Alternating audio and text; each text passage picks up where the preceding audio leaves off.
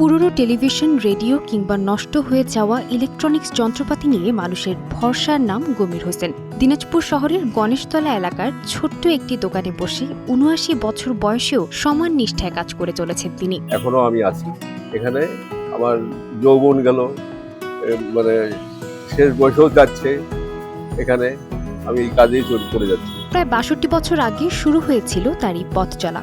সময়ের পরিবর্তনের সঙ্গে বদলেছে প্রযুক্তি, বাজার থেকে হারিয়ে গেছে গ্রামোফোন, ক্যাসেট প্লেয়ার কিংবা ভিসিআর এর মতো অনেক যন্ত্র, কিন্তু গমির হোসেনের দক্ষতা ও আগ্রহ কমেনি একটুও। তারপরে আসলো ভিসিবি, ভিসিআর, এখানেও কাজ করলাম।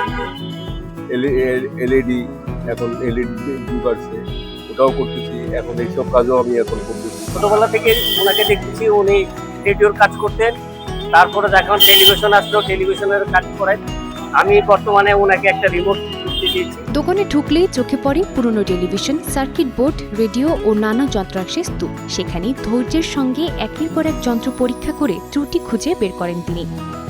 অনেক সময় গ্রাহকের মুখে সমস্যার বর্ণনা শুনেই বুঝে ফেলেন কোথায় রয়েছে ত্রুটি। আমি এখান থেকে সার্ভিসিং করে নিয়ে গেছি, ওনার সার্ভিসিং যথেষ্ট ভালো। গমির হোসেন বলেন, গ্রাহকের বিশ্বাসই তার সবচেয়ে বড় সম্পদ। তাই দিনাজপুর ছাড়াও পঞ্চগড়, ঠাকুরগাঁও সহ বিভিন্ন এলাকা থেকে মানুষ এখনও তার কাছে যন্ত্রপাতি মেরামত করতে আসেন। ১৯৭১ সালের মুক্তিযুদ্ধের সময় ভারতের বিভিন্ন এলাকাতেও রেডিও মেরামতের কাজ করেছেন তিনি। অনেক মসজিদের মাইকের কাজ ফ্রিতে করে দেন তিনি। অনেক লোকে আসে কাজ করে, ছোট মোটো, আমি পয়সা নেই না।